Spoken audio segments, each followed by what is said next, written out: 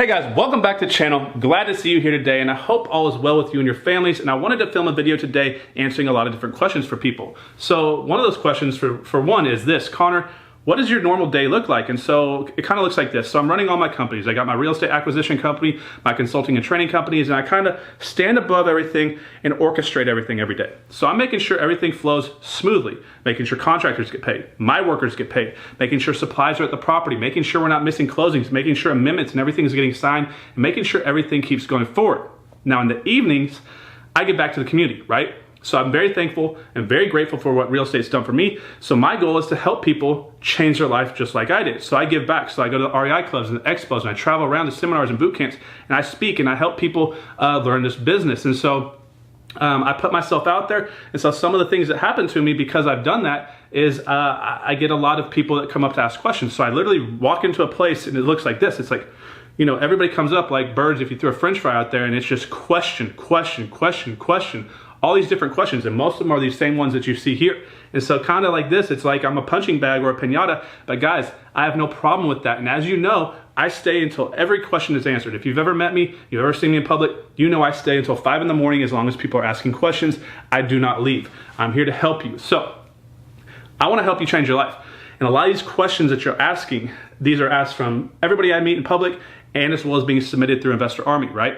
And the big problem is this: you're focused on measurable data. And I know that's how most people think, and there's no problem with that, but you need to shift. You need to shift how you look at things, because there is no set amount of numbers of mailers you should send a month. There's no set amount of hours you should work. There's no set amount of books you should read. And we're gonna get into this here in a second. But I wanna point out the difference between time mentality, employee and job mentality, and entrepreneurship and value mentality.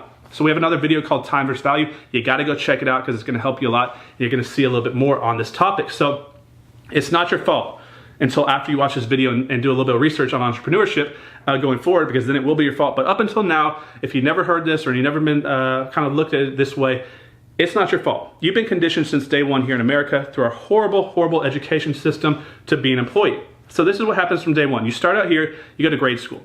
You're conditioned to go there at a certain time and leave at a certain time and do whatever you do during that time period, homework, class lessons, whatever you're doing. And then as you get older, you go to work. You show up at 9, you leave at 5, and you get a check for that time, right? Whether you stared off into the world and daydreamed all day, or you answered emails, or you're on the phone, doesn't really matter. Most people work less than an hour a day when they're at work for 8 hours. Proven studies have been done on this for years, right?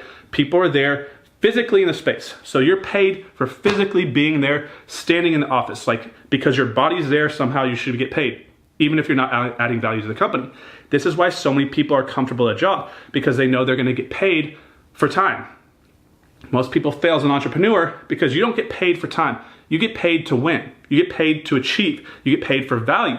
And so we get paid in relation to the value we put out into the world, put out there in the community. So the more valuable you are to the community, into the marketplace, the more money you're gonna make. So how do you become valuable? Well, you don't just show up at your office and stand there. If you do what you do at your job as an entrepreneur, you're gonna go bankrupt. You're gonna fail instantaneously, and that's why 95% of people who get into business fail, because they take the same lifestyle that they had, which is where they show up and don't really work hard and don't put a lot of time and energy and focused hours of energy in, and then they show up to work and they try to do the same, or show up to their business, try to do the same thing, and it doesn't work out and they're never gonna make it.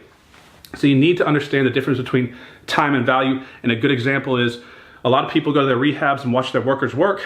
You're wasting time. You're standing there for 3 or 4 hours and you're doing what a job employee mentality individual does. You're standing there watching them work. Now, a value add entrepreneur mentality is, I'm gonna stay at home, pick up the phone, call those workers and negotiate a contract down, negotiate a foundation bid down from 10 to 6,000. That is creating value. A few minutes on a phone call, standing around watching the workers work is not value. That is time. And the difference between time and employee and value and entrepreneur is, these individuals over here spend their entire life, sacrifice their entire life to make these few individuals over here's dreams come true. So you're basically a slave to your job. You've basically sacrificed every week of your life to working for a certain amount of money so that you can make someone over here hit their goals and dreams. I hope that frustrates a little bit of you, so you can kind of jump that wall, because basically you have this big wall here. You either need to go over it, under it, around it, or straight through it. And I'm gonna hopefully change your thought process here today, and we're gonna talk about these questions right here, right now. So how does this kind of break down? These are the most common questions I have answered, and a lot of them or start with this. How many or how much, right? How many buyers do I need on my buyers list? Guys, it doesn't matter. You only need a few quality buyers. But if you have a huge buyers list, you're gonna have a higher likelihood of having a few quality buyers on there because of the law of averages. So you want a lot. How many mailers? Should I mail 50, 100, 500, 1,000? There is no measurable bound. This is the problem, is most people want a strict answer, so as a formula, right? They want a recipe, like a cookbook. Flip it open, do this, do this, do this, get the meal. Exactly as it comes out in the picture. That's what they want. Tell me I need to do 1,000 mailers a week, 50 signs a week, 50 cold calls a week, and I'll be successful. That is not how it works. That is what those big training companies pitch you. They pitch you some false dream. Take your $50,000, say you don't need any cash or credit, just do exactly what we say. We have a perfect formula that works for everybody, and it doesn't work for almost anybody. So be careful with that, guys. How many offers? How much money should I be spending on my marketing? How much should I donate? How many relationships should I have, right? As far as networking, how many title companies, how many contractors, how many title attorneys, right? How many hours a week? This is the one that I really want you to focus on, that you need to understand when we get to the answer to this question, because guys, I'm about to show you an answer to all these questions with one answer, 5 words, and it's literally gonna change your life if you understand this philosophy and live your life by it, right? Because what's that movie? What's it called? Does Lord of the Rings movies, right? It's like one ring to rule them all. Well, I got one answer to rule them all, 5 words to rule them all. And if you understand this, it's gonna change your life. How many home study courses? How many days a week? How many mentors? How many calls? How many houses? How many goals? How many? There is no answer. There is no strict, defined answer. Here's what you need to know. This is the answer for everything that's gonna fix all your problems, because you get one life, one shot. You're never gonna get another one. You don't wanna wake up at 80 years old saying, I wish I sent out 1,000 mailers a week instead of 500. You're gonna say, I wish I had worked an extra couple hours a week last week instead of watching American Idol or Dancing with the Stars. Those are the regrets that you're gonna have later when you look back and realize why you failed at business. So here's your answer to change everything.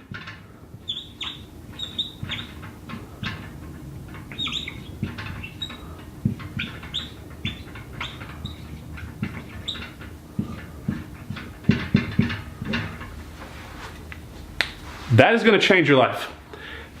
How many hours a week should I work? As many as you can.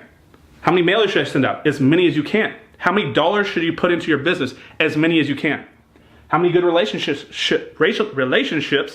should I have? As many as you can. You should have as many as you can, as much as you can. Anytime you have something positive, it is as much as you can. There is no one that's gonna say, oh, you can't win that much, right? That is stupid thinking. You can win as much as you want. You need to get tired of winning, right? You need to go out there with a thought process of excellence. You don't understand, a lot of you don't understand that this is a big game, a big competition. Capitalism, entrepreneurialism, you are competing, it is a game. And in order to win, you have to give it everything you got all day long. So a lot of people kind of look at it like this. They're like, well, how many hours a week should I work? As many as you can. People ask me how much I work. I work 16 to 18 hour days every day. I think I've taken 1 or 2 days off in the past 4 years, if that kind of clarifies things. You have to work hard. People that you see getting rewarded in public, they're getting paid and rewarded and acknowledged for everything they're doing behind the scenes, the sacrifices that they're making. You don't see them up to 3 in the morning every night. You don't see that. You just see that the cars they drive and houses that they live in, the clothes that they wear. They worked hard. There is no such thing as getting lucky. There is no such thing as getting a good break. There is no such thing as $1 million idea. Even if you have that $1 million idea, you have to execute on it. You have to go out there and make it a reality. So, guys, and as I go around and I tell this to people, I tell this all the time, and it frustrates them because most of y'all, everything you're doing, you need to take it and times it by 10 or 20. I mean, this brings a thought to my mind. Grant Cardone wrote his book, 10X. Take what you're doing and times it by 10. Really, you should times it by 20. Really, you shouldn't even times it by a measurable number. There's a good book title, but you should times it by as much as you can. How much should I work? As much as I can. How many dollars should I donate to my charity? As much as you can. As much as you can afford to give, you give. So that is the answer to everything. On the positive side of the spectrum, so I know about a bunch of y'all, some of y'all smart asses that when I meet you out in public, you know, I had a young guy one time, he was like, well, if the answer to everything is as much as you can, then I'm happy to hear that because I guess that means I should smoke as many blunts as I can, right? Okay, guys, I get it. Some of y'all are smart and want to be a little cocky there, but yeah, when I was like in college, that may have sounded appealing to me, but this is the real world. You're out here trying to change your life. You cannot do something like that. You cannot go drink as many beers as you can, do as many drugs as you can, have as many relationships as you can. And I'm not talking about business relationships. I'm talking about, you know, swinging and doing that type of stuff, guys. Focus on the positive versus negative. When you're on the positive spectrum, it's as much as you can all day long, every day until you're successful. That is the secret to being successful. Every very successful individual I know, this is what they do. They wake up, they work every single minute that they can literally work, every single second, every single day, until they can't work any longer, until their hours of production, because their energy levels have dropped so low, are no longer productive, and then they go to sleep and they get up and do it again until they hit their goals. Every day until they hit their goals. Every day, no days off. And then people that fail, you know, they're like, well, I'll work today, I'll take tomorrow off, I'll work the next day. Well, I'm definitely not working on the weekends. The weekends, nobody works on the weekends, guys. If you're not willing to work on the weekends and you're not willing to work late, go ahead and shut your business down. You're not going to be successful. This is not for you. You're supposed to be an employee. And that's okay, because we need employees to make other people's dreams come true, and that's how the world works. But if you get frustrated with that and you want to be successful, you need to learn how to do more. Now, when it comes to the negative side, it's as little as possible. How many times should I get plastered drunk a year? As few as possible. How many times should I shoot up heroin in my arm? As few as possible. How many fights should I get in? As few as possible. How many, whatever it is, how many deals should I let fall apart? As few as possible. How many contractors should I go through? As few as possible, right? How many mistakes should I make? As few as possible. How many times should I fail? As few as possible. So there it is. You have two spectrums. As few as possible, as many as possible. And if you look at it like this and like this, you create a wedge. And if you graph it, it goes out and gets bigger. And that space that grows up there is your success, right? So the more you do that's positive, as much as you can, every second of the day that you can, and as few mistakes and as few bad negative things that you make, the bigger gap you have. And so that's the answer to everything. So I hope that helps, guys, because a lot of y'all want measurable data. You want to have something in writing that says, if I do 1,000 mailers this week, I'm going to be successful. There is none. You put out as many mailers as you physically can, or as you financially can. If it's signs, as physically and financially as you can. As many bandit signs as you can. It's not, I'm going to go put out 50 a week. That is the wrong mentality. You should not have any mentality that says, I'm going to put out X amount a week. No numbers, define numbers. As many as you can. The only way out of a marketing problem is volume. You have to increase the volume of what you're doing. So how do you increase the volume? You don't go, well, I'm not doing enough volume. I'm doing 50 a week. I'm going to do 100 next week. That is not how it works. It is you put out as many as you can. So I hope that helps, guys. So if you like today's video, you know what to do. Go ahead and share it around, and I'll see you on the next video. But you have a button that looks like this. You know what that means. You know the drill. Hit